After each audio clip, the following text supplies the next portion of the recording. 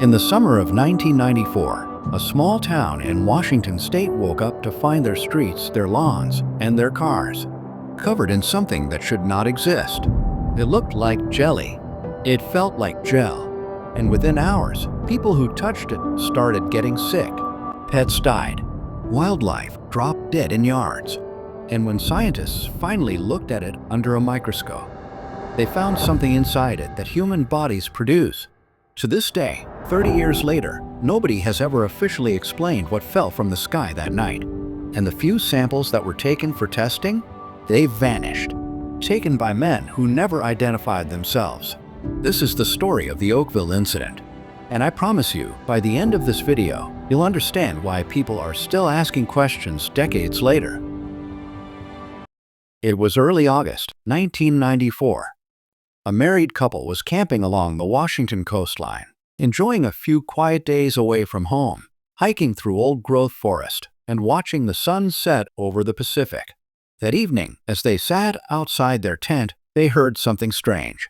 Low, rolling booms, coming from somewhere out over the ocean. Not thunder. Something else. One boom, then another, then several more, almost rhythmic. Minutes later, the unmistakable roar of jet engines passed overhead, and the booming stopped. They didn't think much of it at the time. Just an odd night by the coast. The next morning, the weather cleared, and they walked down to the beach. That's when they saw it. Crabs. Hundreds of them, washed up along the shoreline, and every single one of them was dead. But scattered among the dead crabs was something else, tiny, clear, gel-like blobs. Each one barely bigger than a grain of rice. They were everywhere, clinging to the sand, the rocks, the bodies of the crabs. The couple had no idea what they were looking at. They had no idea they were looking at the very first physical evidence of something that, within 24 hours, would fall directly on a town of fewer than 600 people. The town was called Oakville. Population, under 600. Surrounded by dense forest, with one highway running through it. The kind of place where nothing ever happens. In the early hours of August 7, 1994, a storm rolled in, which wasn't unusual. Washington gets nearly 150 days of rain a year. Nobody thought twice about it. A local police officer was out on patrol that night with a friend riding along. As the rain came down, he noticed his windshield wipers weren't clearing the glass properly. The rain wasn't just water, it was leaving behind a thick, paste-like residue, smearing across the windshield with every pass of the wipers. He pulled into a gas station to wait it out. When he stepped outside, he stopped cold. His entire windshield was coated in something.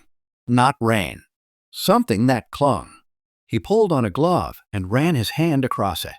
It felt like gelatin, soft, slick, jelly-like. He looked out at the road, and the parking lot, and the street beyond, and it was everywhere, coating the pavement, coating the cars, coating everything the storm had touched. Whatever this was, it had fallen with the rain. That same morning, a local government office started getting calls. Residents, confused, a little panicked, saying the same thing. Something had fallen from the sky overnight, and it wasn't normal rain. At first, the calls were brushed off. It was 4 a.m. People assumed it was a prank. Then more calls came in. Across town, a woman had been woken by the sound of rain hitting her window, and even half asleep. Something about it struck her as wrong. The rain sounded thick. The next morning, her mother went out to walk the dogs and came back inside looking confused. She said the entire yard looked like it was covered in hailstones, except when she touched them, they were soft, gooey, and they didn't melt. Outside, the whole property was blanketed in a thin layer of small, translucent, jelly-like blobs. The same substance the officer had found on his windshield miles away. The woman's brother, a paramedic, came over with gloves, and together they collected samples. She ran a few tests of her own at home. She put a sample in water, and it floated. She tried alcohol. It didn't dissolve. She tried to burn it. It wouldn't ignite. While she was outside collecting samples, another resident nearby made a grim discovery. Lying near a patch of the gel were two dead animals, a frog and a bird, both freshly dead. both right next to the substance. The following day, the woman went back to check on her mother's property, and her mother wasn't answering the door. She searched the house and found her mother on the bathroom floor, pale, sweating, barely conscious. She'd been vomiting for hours. She called 911 immediately, but before they left for the hospital, she realized something important. She and her brother had worn gloves the entire time they handled the gel. Her mother hadn't. At the hospital, doctors couldn't immediately explain what was wrong. It looked like some kind of virus, but an unusual one. The woman convinced a doctor to look at the sample she'd brought with her. When lab technicians put it under a microscope, they found something that shouldn't have been there. White blood cells. Human white blood cells, or something extremely close to them. But they didn't have the equipment to figure out where they'd come from. Back at the farm, only traces of the gel remained. Most of it had already dissolved or been absorbed into the ground. But near the back porch, the woman found something else. Their family cat, dead. No visible injuries. Just dead. It wasn't the only animal. Over the following weeks, pets and livestock across the area started dying, some found with a strange greenish film around their mouths. And the officer who'd first found the substance on his windshield? He was now in the hospital too. Pale, sweating, disoriented, the exact same symptoms. Here's the part that made this case different from every weird thing fell from the sky story you've ever heard. It didn't happen once. Over the next 3 weeks, the same thing happened. Gel falling with the rain, at least 6 separate times, across a roughly 20 square mile area.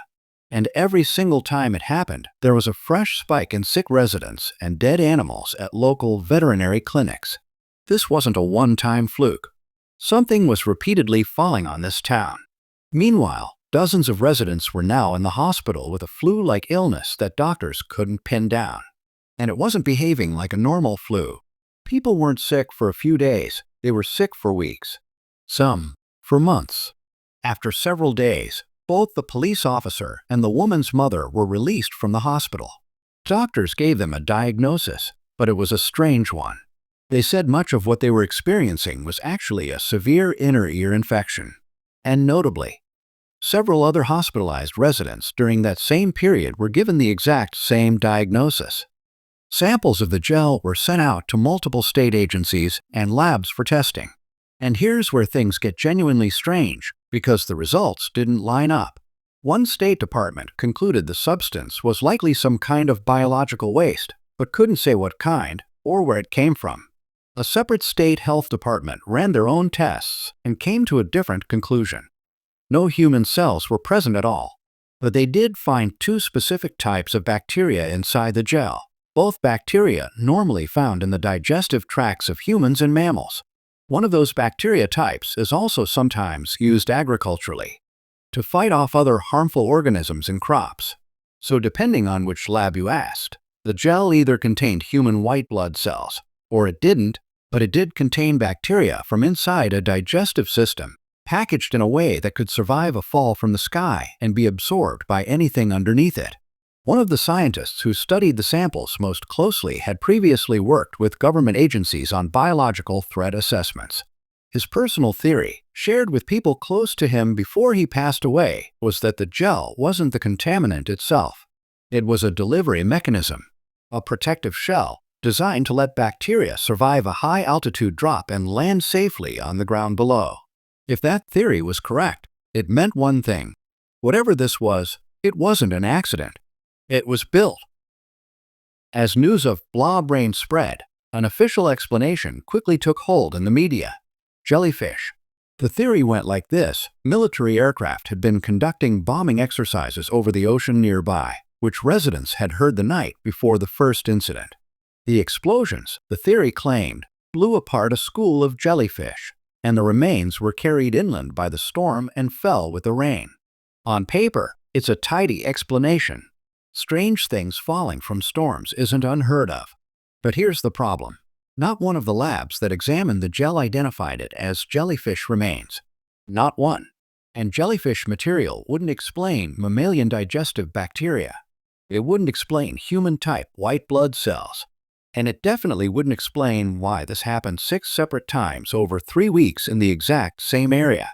What residents did notice in the weeks leading up to the first incident was a sharp increase in military aircraft flying low over the town, including helicopters. Some caught on home video that residents described as resembling unmarked black helicopters often associated with classified operations. A few years after the incident, a national TV show covered the story, bringing it back into the spotlight. Shortly after that broadcast, the woman who'd led much of the local investigation, now working at a diner in town, had an unusual encounter. 3 men she'd never seen before walked in.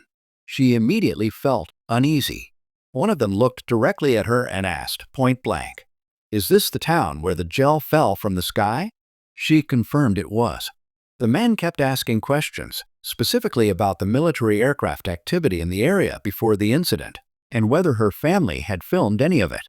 When they left, another customer, who'd overheard the entire conversation, told her, "I don't know who those men were, but something about them gave me chills." That customer had quietly written down the men's license plate. When she had it run through local records, it came back registered to a U.S. military installation in Texas. The scientist with the delivery mechanism theory had kept his samples in secure storage for years, treating them as potentially hazardous. Then one day, he came into work, and the samples were gone. He'd worked in that lab for decades. He'd never lost a sample in his life, let alone one he considered potentially dangerous. He immediately went to his supervisor, who told him simply, "Drop it. Don't ask questions."